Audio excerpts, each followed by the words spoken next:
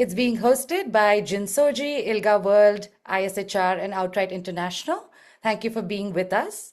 The session is in English with French interpretation. Click on the globe or the three dots at the bottom of your screen and then select French or English based on which language you would like to hear it in. We're not able to, unfortunately, offer any other languages by voice today, and we're sorry about that. The chat is being moderated both in English and French, and the written record will be published in both. You're also welcome to share your questions in the Q&A box. Please note that this session is being recorded. The recording and the transcript will be published. The chat, however, is not published. Before we start, a word on where this began. For those of us who were not with us, who were not here during our July webinar, on the 22nd of July, we listened to people leading decriminalization in their own countries, activists and defenders from Southern Africa, the Pacific, the Caribbean, and Northern Africa, alongside a look at how these questions moved to the UN. What came through was consistent. The most durable change was one from within, by the communities living under these laws, and by international action helps most when it follows the lead and risks doing harm when it does not. The aim was a simple one, to put the communities most affected by the criminalization at the center of the conversation where they belong.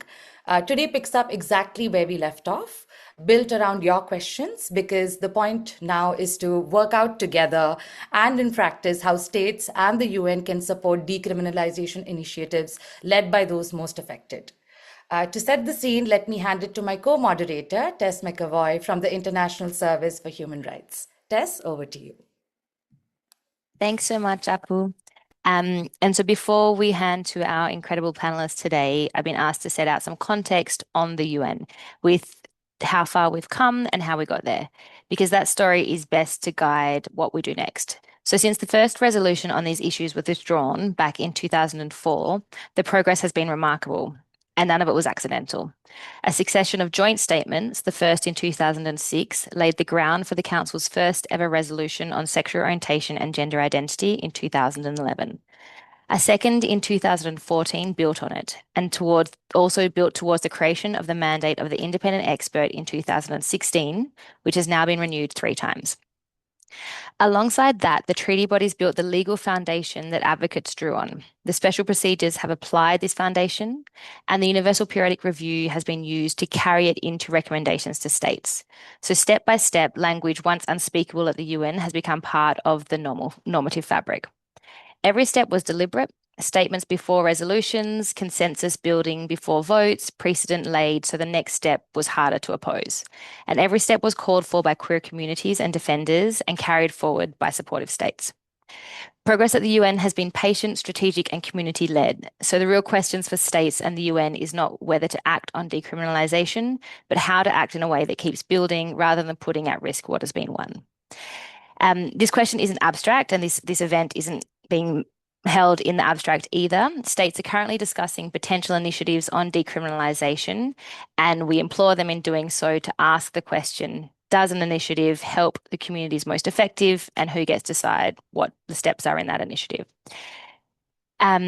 Everyone here supports decriminalization. It's a human rights imperative, and that is not at all in question. What we intend to discuss today is how we get there, who leads that process, and how international action can avoid doing harm. So to help us better understand, with that short context being given, how support from the UN actually works, what helps and what to watch for, let me bring in John Fisher. John is the Deputy Director for Global Advocacy at Human Rights Watch. He has been doing this work since the Vienna Conference in 1993 and in Geneva since 2005. He was previously with ARC International and has been working with the Human Rights Council ever since its first session. So John, I will hand to you to bring in all of your knowledge and expertise to build on this. Thank you so much for joining us today. Well, thank you very much, Tess, for that introduction, and also to our hosts for organizing this much needed webinar, and to all of you for your participation. Your background kind of dates me a bit, Tess, but I do want to kind of emphasize just what an extraordinary journey this has been, as you have pointed out. You talked about the efforts to make the unspeakable speakable. And that certainly was my experience when I first arrived in Geneva to work on LGBTQ plus issues at the United Nations. When we went to the UN, we couldn't even say the words gay, lesbian, bisexual, transgender, sexual orientation, gender identity without states. I remember particularly Egypt, banging the table with their placards, calling points of order, interrupting us, shutting us down, saying these words have no place in the international framework. They have no place in any treaty, and refusing to recognize it at all.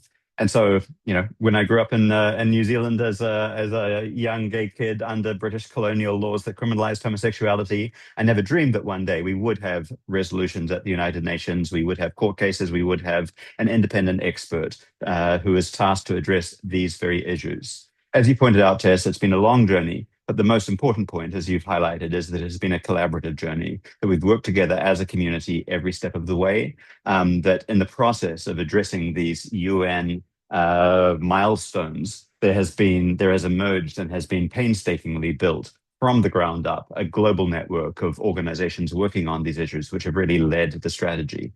And key to our success, I think, has been moments along that journey where we have had to say to states sometimes, put the brakes on a little bit. We need to consolidate the gains. We need to build upon them. We need to be able to do that in order to move forward. So the key thing is it's not just about getting it done. It's about getting it done right.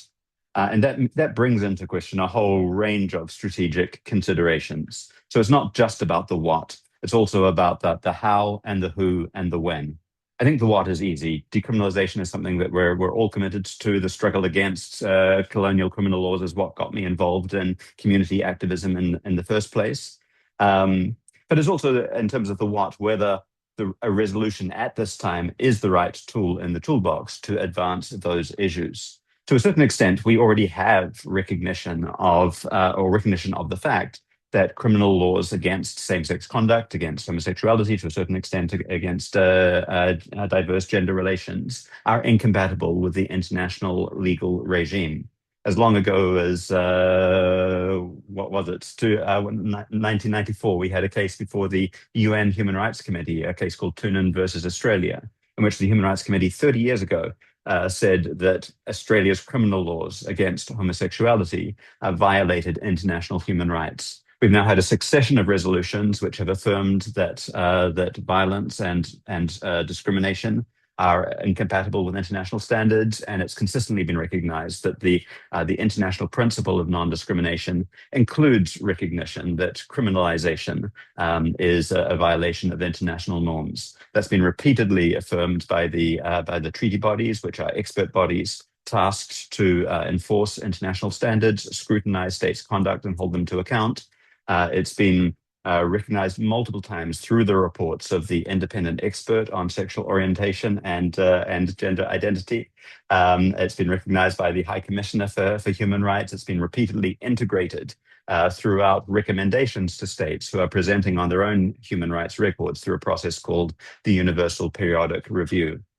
So really, we are in a place where we're kind of past the norm-setting stage. We're into implementation. We know what rights we have. International bodies have recognized that. A series of resolutions have affirmed it. We have an independent expert. And so one of the concerns that I have about current deliberations to reopen all that through a new resolution on decriminalization is it really puts back up for debate and question by states from all regions of the world our hard-won gains that we have worked collaboratively together for so long to secure at a time when we need to be moving forward into implementation and making sure that these international rights are recognized on the ground and are driven by community and ground-up processes.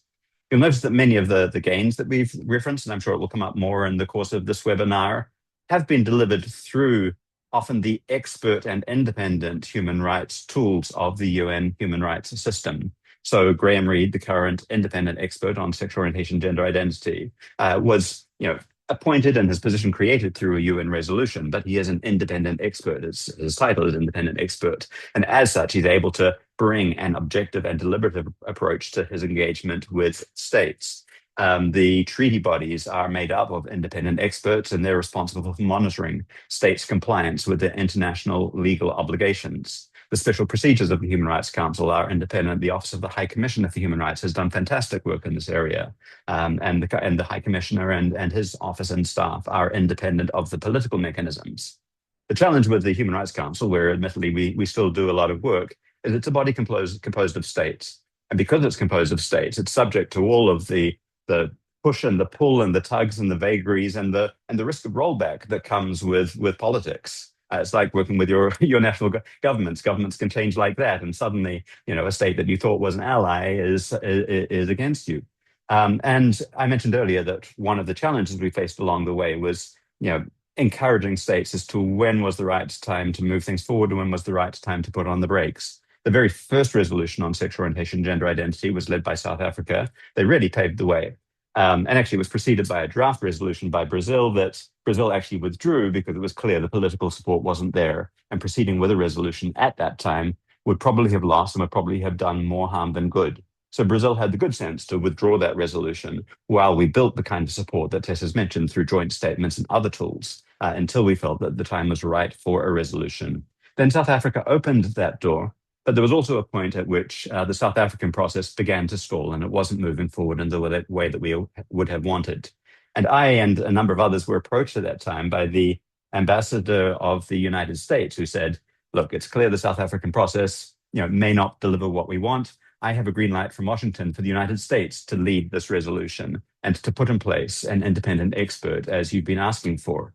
And that was a really tough call for those of us involved in that struggle and for the community more broadly, because when a powerful state says, we'll get the job done, just give us the green light and you'll have your independent experts, then of course we want the issue to move forward, and we were concerned that it wasn't. But we also recognized that it was really important that this be done in the right way, and that the South Africa, by leading on the resolution, had demonstrated that the issues weren't just about the imposition of Western values. It wasn't about colonial issues. It was a global South-led process, and it was so important that that leadership remain within the global South. So our response to the US was, thanks, but no thanks. We don't want a resolution just for the sake of having a resolution. We want this done in a way that builds cross-regional support, that brings in states from the global South, that demonstrates to them that this is an issue that impacts people in all regions of the world and is led by people from all regions of the world. And so it took a little longer, but ultimately a coalition of Latin American lead states came forward and said, yes, we agree and we're willing to take this on. And the history since then has been one of going from strength to strength, where the numbers have only increased from year to year. And we have seen a broad range of states who might never have signed on to a resolution if they thought that it was being imposed from the outside, but who have joined the resolution. So states like, in addition to South Africa, Kenya, Tunisia have voted in favor, Nepal, South Korea, Thailand, Vietnam, Fiji, a broad and growing number of states. And at the same time, in parallel to that, the expert mechanisms of the UN have been picking up the issue. States have been accepting recommendations to decriminalize through this process called the Universal Periodic Review. The treaty bodies continue to be very actively involved. And of course, all of it is driven by and reinforced by community efforts around the world in order to translate abstract legal concepts at the UN into concrete, meaningful change on the ground. And that's the path I think that we're urging continue. We don't need to reopen the gains that we've already won, and in fact, it risks doing more harm than good. I talked about the kind of the who and the when. Given that this initiative has been led for many years now by Latin American states and as part of a core group, the last thing we would want is for control of that to be wrested away from the Latin American core group and presented by a state from the West, for example, even if they are able to pull together a cross-regional group of others. And in terms of the when, I can't think of a worse time to open up our recognition and the gains we've made than at this time of global pushback against gender norms, against LGBT rights, against the very concepts of diversity, inclusion, equity. I mean, thank goodness that we didn't say yes to the US 10 years ago when they wanted to take it over, because if we had, our future would now be in the hands of the Trump administration, which is taking a wrecking ball to all of the established international norms. I mean, one other thing I'll just mention in terms of the process of a resolution, I don't want to get too technical, but the reality is that it is a political process. Once a resolution is presented for a vote, however well drafted that resolution might be, other states can bring whatever amendments they like to it. And the state who's presenting it then loses control of the resolution. And whatever amendments, whatever text is inserted through other states, often hostile to the content, will be what we end up having to live with. So when the resolution was first presented, a broad range of amendments were advanced, a number of which were adopted, that asserted the primacy of national sovereignty, of cultural values, of religious values over the rights of LGBT people. So what we could very well see if the wrong resolution is brought at the wrong time is the insertion of a language that we may not be able to defeat, that says ultimately not that criminalization is wrong, but that it's the sovereign right of states to decide in accordance with their own national laws and standards whether to criminalize or not. And we could end up with the opposite of what we're seeking to accomplish when we need to move forward in terms of consolidation, gain, and implementation. So I'll leave it there, but of course I know that there's others who are keen to come in, and we would like to hear very much from yourselves as well. Thank you so much, John. It was really incredible to have you here to give that history, because you've been there from the beginning, and to have the insights and the personal experiences also brought into that story for us, because I think we talk about it so much in the abstract, and it's really amazing to hear that shared, and bringing some of the insights and the real risks that you're sharing. I look forward to hearing more from you at the Q&A part of the discussion. And one of the things that you also are highlighting is that, whatever states are doing at the UN, those consequences are carried elsewhere by organizations, by young people organizing, and in the places where those laws actually operate. So I'll now turn to Sandy. Sandy is the executive coordinator of the African Queer Youth Initiative, a pan-African network joining from Nairobi. Sandy works with young people organizing in some of the most restrictive environments on the continent. So, Sandy, from your organization's vantage point, what does genuine community and youth leadership look like in this work? What actually happens to organizations and to young organizers in particular when international action is taken without them or without their consultation? And speaking of consultation, what does meaningful consultation look like in practice as against what often gets called consultation? Over to you. Thank you so much. Thank you so much, Tess, and for the opportunity, and everybody who's managed to join us in this very important talk. From where we sit as a Pan-African Youth Organization, we're living in a very ambivalent era of rights. On one hand, we have the international community, reaching new levels of accountability, as evidenced, for instance, by the ICC's January warrants against the, for instance, Afghan leaders for gender apartheid and persecution. But on the other hand, we have this wave of conservative backlash that is blowing really hard. And to understand why this global diplomatic pressure is being met with local resistance, we should bridge the gap between global diplomacy and the volatile local realities where these laws are enforced. The push for decriminalization of same-sex relations is often framed as undisputed human rights victory or a moment for global diplomacy to shine.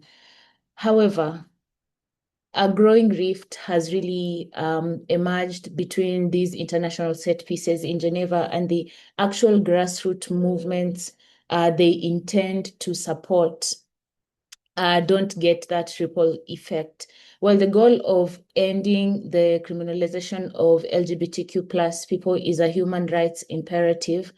Activists, especially those in the global south, are increasingly warning that a top-down, high-profile UN resolution might not really solve the problem. It might actually inadvertently cause more harm than good. For many activists, the current leadership, especially when we're talking about the colonial legacy of the colonial legacy of decriminalizers, for many activists, current leadership from these former powers is viewed with a lot of skepticism and suspicion. An official apology and a structural acknowledgement of these legal exports is not a mere symbolic gesture. They are necessary precursors to establishing the legitimacy required for current diplomatic leadership. I'll also touch on a bit on the double-edged sword on the UN action, especially based on the current events. Let's say for a senior human rights strategist, action at the UN is rarely a simple victory. It is mostly a calculation of normative gains versus retaliatory risks. While such a resolution can offer international legitimacy, there are very stern warnings that, like I mentioned, a top-down pressure often triggers a defensive nationalist response. So you find that local leaders will start branding LGBTQ rights as Western imports or bolster their own patriotic credentials against perceived, quote-unquote, neocolonialisms. History also shows that most durable advancements, such as those spearheaded by, let's say, Latin America core group, succeed because they avoided the imported label, and they are usually seen as indigenous to the global South. So there are several high-level risks when it comes to this top-down approach, when it comes to decriminalization at the UN. One, we have hostile amendments. So reopening existing SOGI-esque language in resolutions risks losing some of the hard-won ground,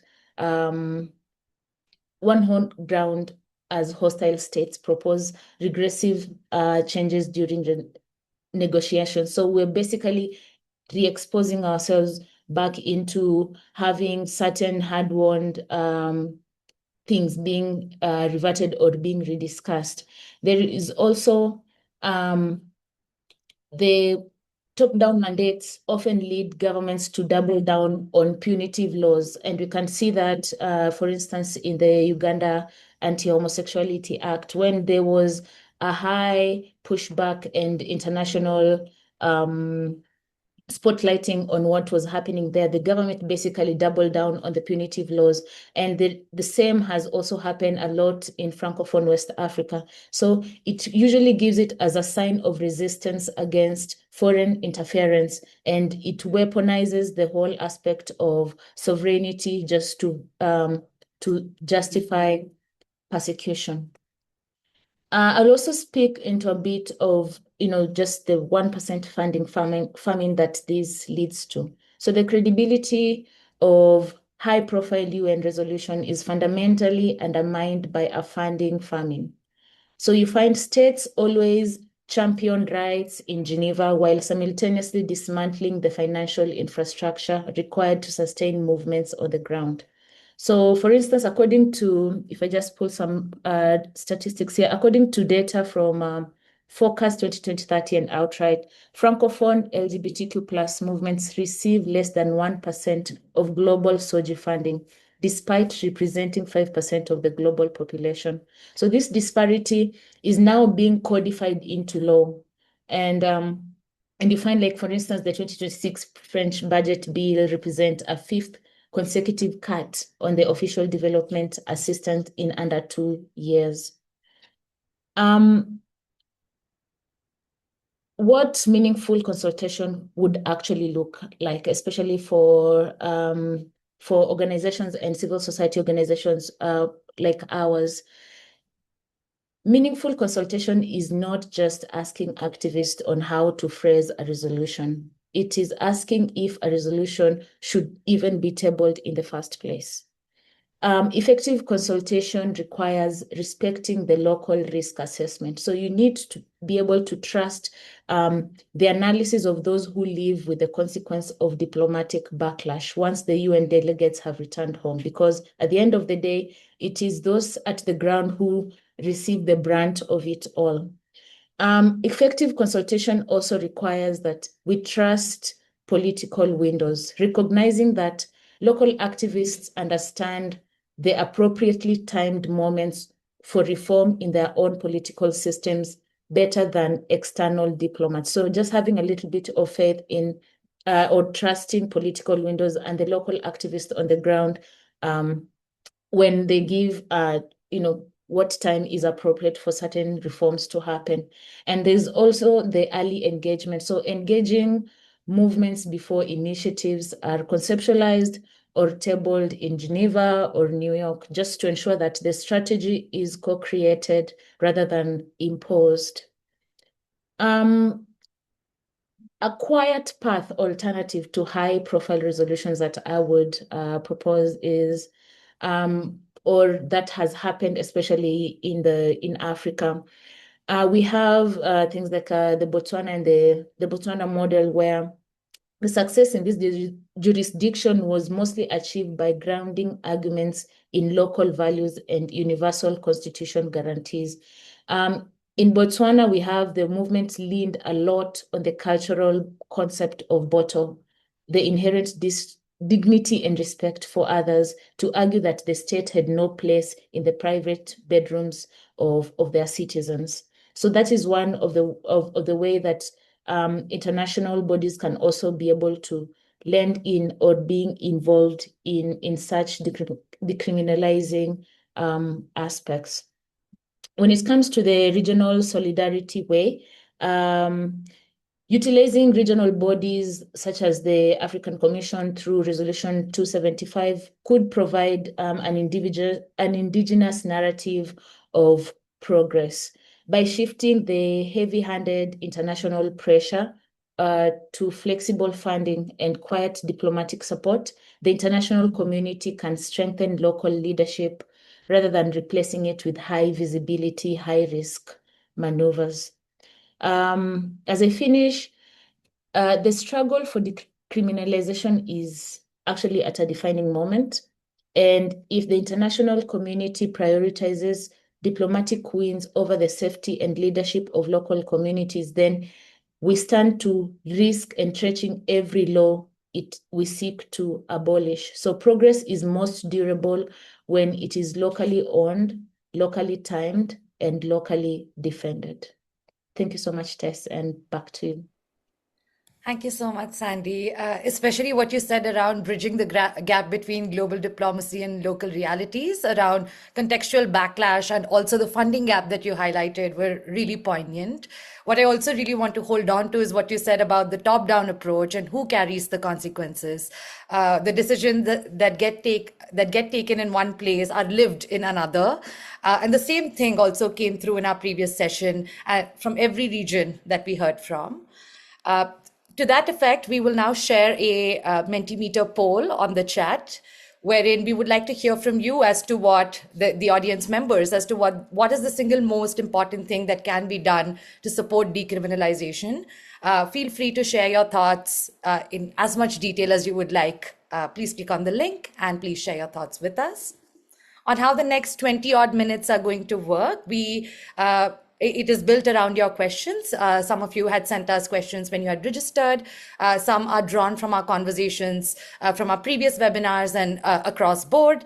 And I also see that some of you have started sharing questions in the chat. Please continue to do so. We might not be able to get to everything, but rest assured, we will get back to you with all responses within a week to any questions that you might have. So coming in with your questions, we have two more panelists. If we can bring Tess back on, and also Alex, who leads the LGBT rights program at Human Rights Watch, was previously at the University of Cape Town and gave the expert evidence in the Botswana case. And we also have Raymond, who is the program manager with ISDAO in Abidjan, which resources and accompanies movements across West Africa. Hello, Alex. Could we also have Raymond and Tess back, please? All right. So, Alex, one of the questions that's come up for us is, what do we actually know about how international action affects conditions for people in criminalizing countries? Hi, everyone. And first of all, thanks for organizing this webinar, and thanks everybody for attending. I think it's a really crucial conversation to have at this moment in time. And that is an excellent question. And I don't think it's one that's very simply answered, to be honest. I think we have to take a few things into account, right? on the one hand, if we look at the current moment, we need to look at the international political environment and how that might impact just realities on the ground for people. And I think outstanding at this moment in time is that we have such a polarization on LGBT people's rights. We're seeing LGBT people's rights used as a political wrecking ball, and we're seeing those used to enforce narratives of sovereignty, of cultural values, etc. Right? And there's obviously features into the colonial legacy with an added on part of neocolonialism coming through. I think what we're also seeing, and Sandy has spoken to this, is an environment of hectic funding cuts, right? In so many global South countries, exactly the organizations that document human rights violations against LGBT people are the ones that have been most affected by international funding cuts. And so what we've created is, or what's being created is this moment where the work that really needs to happen at this moment in time is harder than ever to do. Okay? So I think it's important to keep that international context in mind as we speak. In terms of what international development, sort of how that can impact local decriminalization initiatives, if we look at successful decriminalization initiatives over the last few years, 2019 in Botswana, 2023 in Mauritius, 2024 in Namibia, what's been really clear is that they have been community-led and really grounded in local domestic advocacy movements and strategizing. And there is a role for international, especially UN mechanisms to come into support, potentially, but where it's been successful, it was when that support through, recommendations at the UPR to that country on decriminalization, sort of strategically timed before a decrim strategic litigation would start, for example. But that support would have been coordinated by national advocacy first, right, through community organisms. So you sort of see that model of community-led advocacy might feature into UN recommendations, going back to national advocacy for either policy and law reform or strategic litigation. And what a UN support then does is to sort of increase the pressure on the state or increase the international support for a specific initiative. But where that's been successful, it has been because of the local community-led work. Yeah, thank you, Alex. That was very comprehensive. And to that effect, like we have another question around, when you look at Botswana or other places where things have changed, what do you think has made the biggest difference? I believe it kind of ties into what you were saying previously as well, but maybe if you could like pinpoint that for us. Mm-hmm. Yeah, sure. I think, look, what we see over and over again is where that's been strategic and where it's been successful. And let's talk about Botswana 2019. Let's talk about Mauritius 2023, right?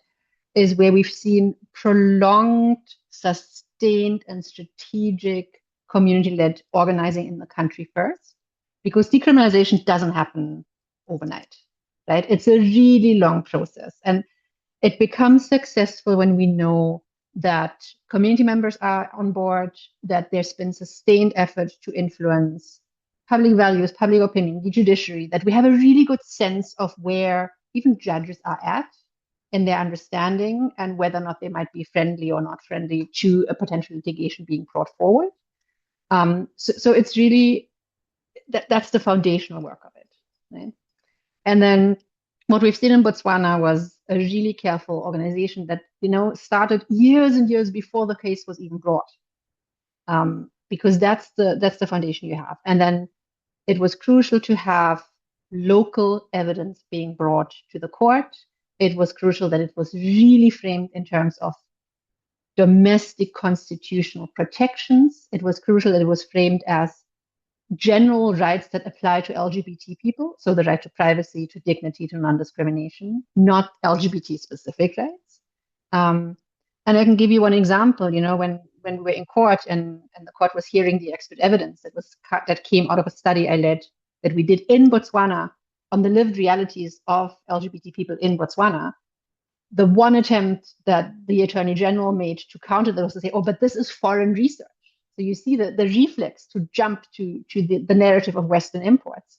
And we could say, well, no, it isn't, right? This is people living in Botswana. It was approved by the university in Botswana. Like, this is as local as it can come. But I think that is what makes the difference, because that is the way to counter the argument of the Western import and the imposed values that we know will be leveraged at us, right? So Botswana, and I think very similarly, in Mauritius in 2023, the case came in 2019, brought by a local activist. But what had happened before the case was brought is that in 2017, NGOs had worked at advocacy level with the Human Rights Council to get the Human Rights Council to recommend decriminalization to Mauritius during their review processes, right? So there's been an international part. The pressure is a little bit up. It's been brought to the attention of government. And then you come with the really grounded local initiative, brought by a local activist, litigated by local lawyers. It's very clearly rooted in a local framework. And that led to decriminalization in 2023, again, through the courts. Yeah, thank you. Thank you, Alex. And how would we know a year from now whether any of this has worked? We won't. I mean, a year from now, I think it's these are long processes, right? I think we won't know it because suddenly we'll have more decriminalization. I think what we can say is, what do we need to put in place for that to happen, right? Do we have the strategic funding available to community organizations who are driving the work? Do we have a network of legal experts working with LGBT organizations and activists to think through what this looks like in local contexts? Are we beginning to put together the local evidence we need to support the cases if it goes through litigation? I think those are all things we can consider. A lot of that is funding dependent, and it goes back to thinking about the wider international context we're in. But we won't see decrim in the next year. Like, this is a marathon. Yeah, absolutely, Alex. And I love that across board, we're also talking about the funding cuts and the need for sustainable funding across board. John, if I can bring you on board now and ask you whether this matches what you actually see in Geneva. And there's also a question that's come up in our Q&A box around whether there's potential to work with the French mission to refocus their work on requesting the Council to examine the financial, organizational, and political support that crosses borders, and on responsibilities of states regarding actors under their jurisdiction who may materially contribute to serious human rights violations abroad. John can come in, and of course, Alex, Tess, Raymond, Sandra, whoever wants to jump in can please do so. John, over to you.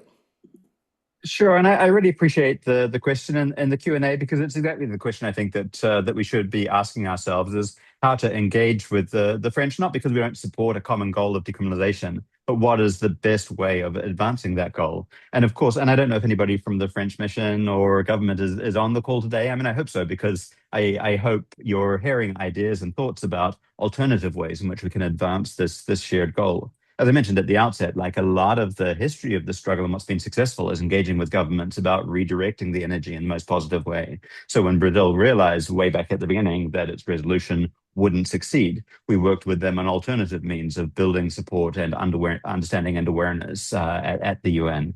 I remember us doing a side event for diplomats on sort of everything you wanted to know about sexual orientation, gender identity, and were afraid to ask. And the room was packed with all of these diplomats wanting to learn more. And we've seen the understanding increase over time. And we've seen also a deliberate approach, I would say, of a resolution and a mandate of the independent expert, which is not about lecturing from the outside, but is about dialogue and communication and exploring ways forward. I mean, if I may just take a moment to read some of the language of the resolution that created the independent expert mandate, and it describes the mandate that Graham Reed now has and that the independent expert has of assessing the implementation of existing international human rights instruments while identifying both best practices and gaps, raising awareness of issues of violence and discrimination against persons because of their sexual orientation or gender identity, engaging in dialogue and consulting with states about how best to carry this forward, working in cooperation with states in order to foster the implementation of measures that will protect people on the basis of their sexual orientation, gender identity,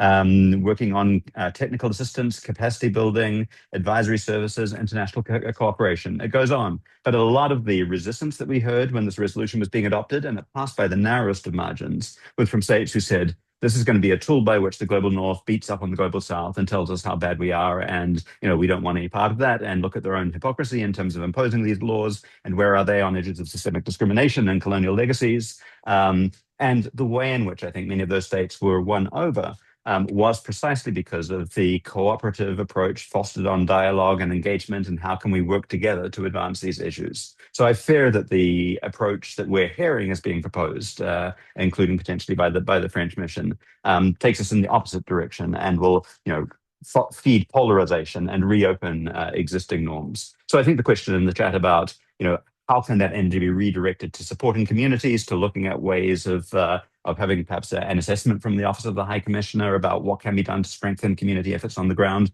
to engage, to build a global collective effort towards decriminalization, is exactly the right question. I very much hope that, no decision has yet been made that we're aware, and nothing is done until it's done. The tabling deadline for resolutions is far off in the distance. So there's ample scope, I think, for the French government to pick up on what we're hearing as a collective appeal for genuine, meaningful conversation about how best to move this forward together. Thank you, John.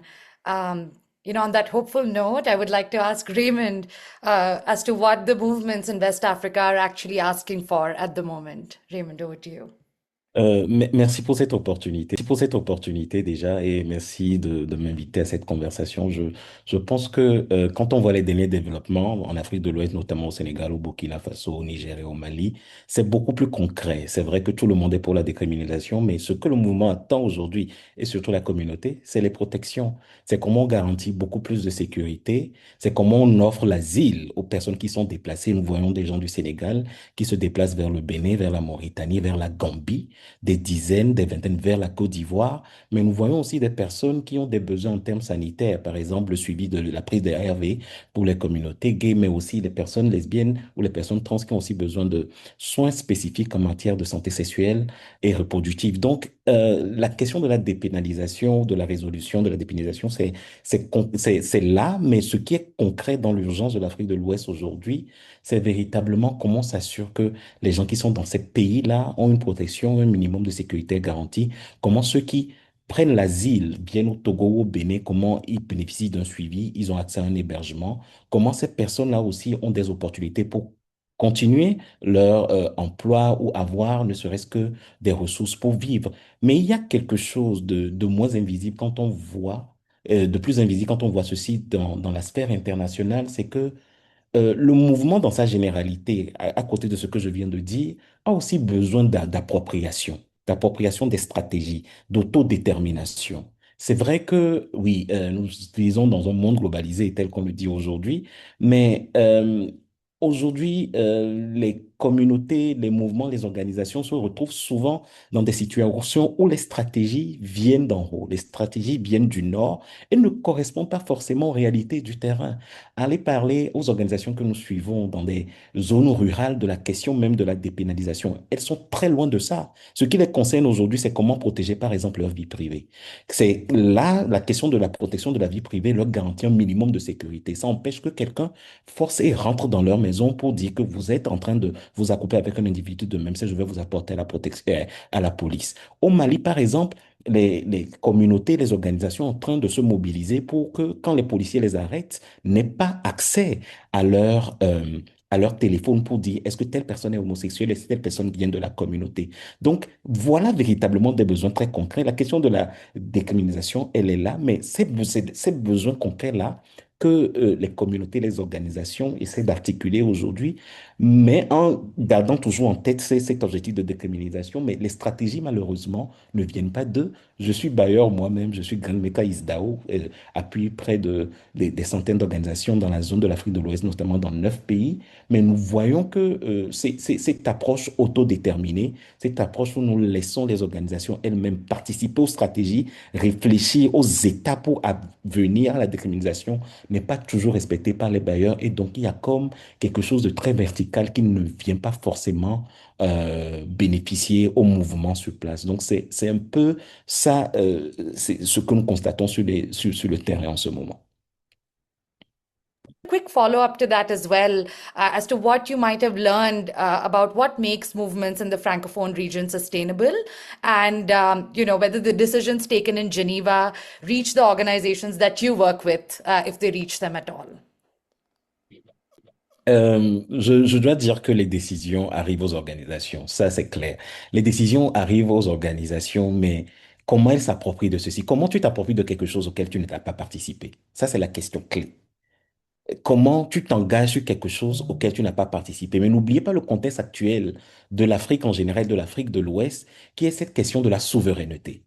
Le discours, les droits, les lois anti-LGBT qui sont promulguées partout en Afrique reposent sur ces questions de la souveraineté, du fait que, oui, il y a un certain agenda LGBTQI qui est imposé par le Nord.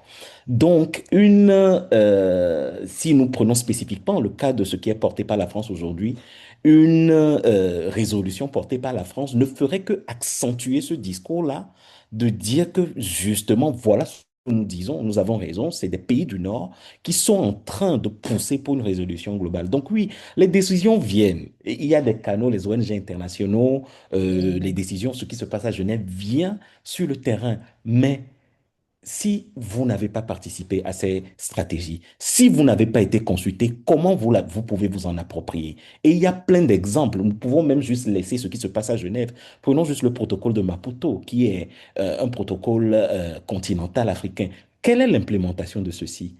Après 20 ans ou 30 ans de sa ratification, il y a beaucoup, la majorité des pays africains n'ont pas ratifié ce protocole, ne le met pas en pratique, alors que c'est quelque chose qui est issu même du continent. Mais quand on voit l'analyse qui a été faite de comment ceci a été adopté, nous voyons que les communautés n'ont pas été associées à la base.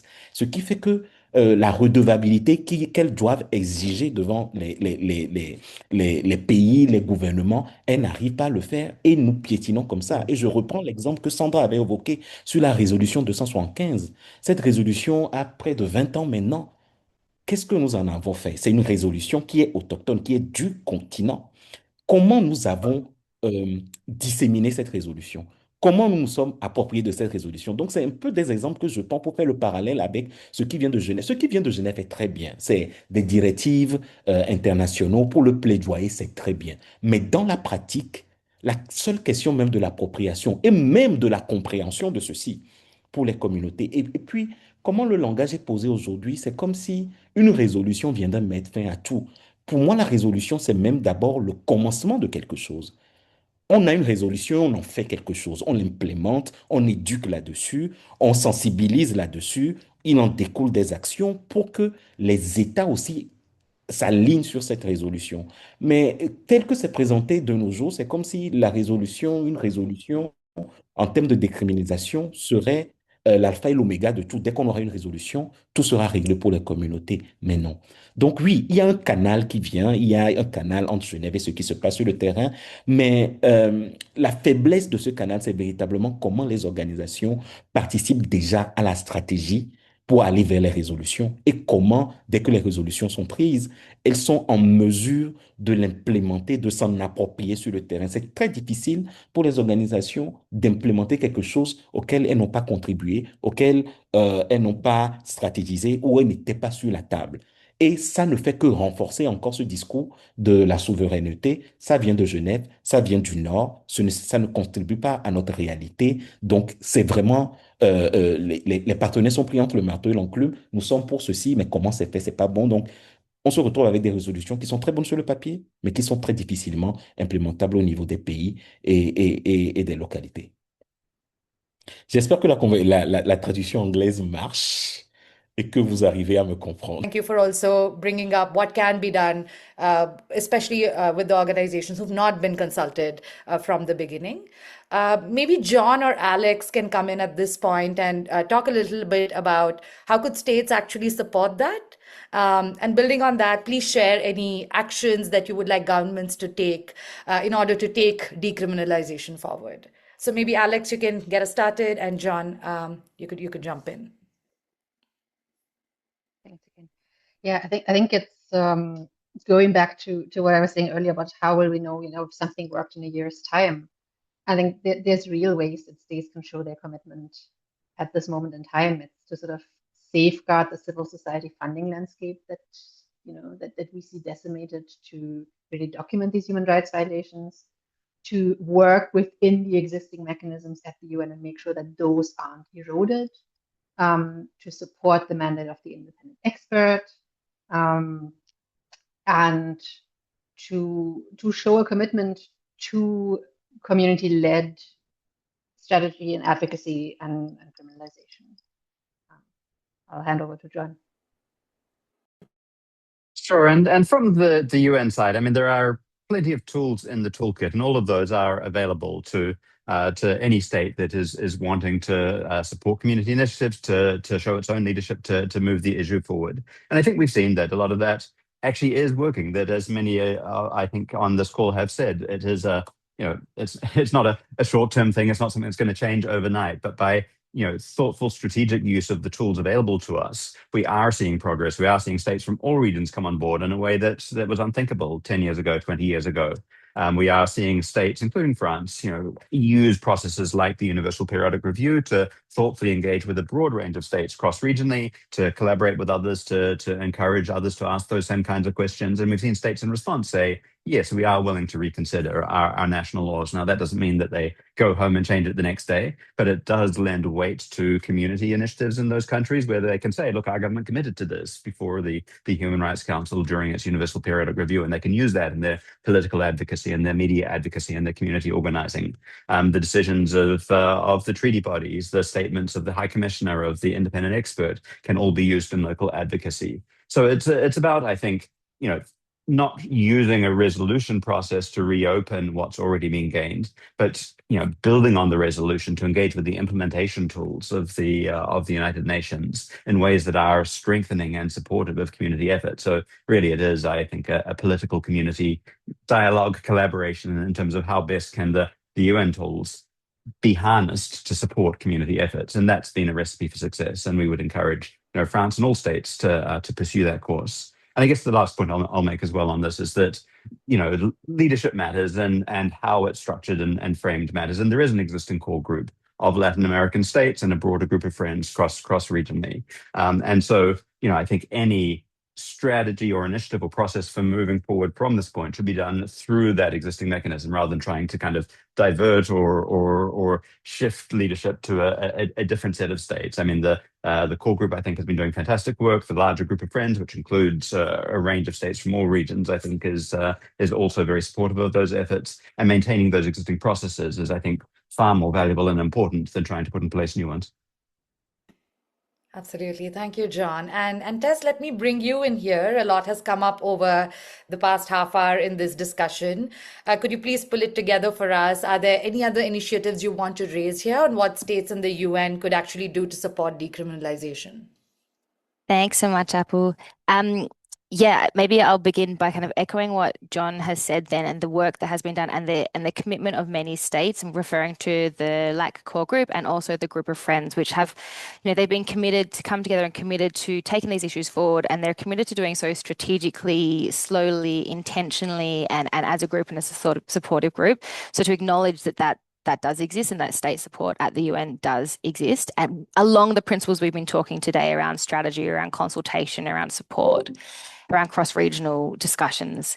I'm looking at the time, so I won't say too much, but I wanted to just refer to, there was a joint civil society letter that was sent to the French president in June that did include a list of different activities or initiatives that could be taken to support decriminalization. And so I'll briefly refer to them. But also, I would encourage you, if you haven't seen that letter, to please read that letter. It is being shared in the chat. And this letter is also going to be resent to missions in the coming days. So if you align with this thinking and you'd like to join the letter. It's open for signatories, so please take a look at that. And very quickly, some of the other things that were referred to in there is issuing public statements reaffirming commitments to global decriminalisation, and in doing so, recognising the colonial origins of many criminalising laws. Establish a global decriminalisation justice initiative and do that in partnership with civil society from criminalised countries. Create dedicated and flexible funding streams. That's been said in this event already, and it's been a call directly from defenders on the ground. Establish ongoing consultation mechanisms with organisations from criminalising countries. Invest in protection mechanisms for activists and organisations facing reprisals and attacks. Engage one that wasn't in the letter, but I just wanted to re-highlight as we're coming to a close. Engage in the regional systems. The resolution at the African Commission has been referenced a couple of times today, and I think that's really important to bring up those spaces and the connections between the regional and international level. And to end on and kind of echo what John was saying around engaging with the other mechanisms, using those mechanisms. And kind of with three things in mind, all of these ideas are trying to protect things, trying to protect the agreed language and not reopen it, put it at risk of amendments, or worse, as John mentioned at the start, take us backwards in terms of the ones that we've made. Not forcing a vote that might push states to take public positions that they have to then defend at home, which ultimately impacts communities and has backlash on communities at home. So I'll stop there just because we're running out of time, but please, the links to the letters are in the chat. If you would like any more information on any of those things, please reach out to any of the co-organizers for the event. Thank you, Tess. And a few things before we let you go. The recording and transcript of this session will be up this week. I believe a couple of colleagues were asking about it. Anything we did not get to today, especially the questions in the chat and other questions that you sent in, a written answer will be sent to you within a week, along with a 2-page briefer that also goes out through the regional networks. And a consolidated set of the questions and inputs raised here will go to supportive missions in the coming period. Thank you so much to our speakers, to our interpreters, to everyone who sent in a question, and to all of you for being here and for the wonderful, wonderful work that you do. Have a good morning, afternoon, or evening, wherever you are. And thanks once again for joining us. Have a great day ahead. Bye-bye.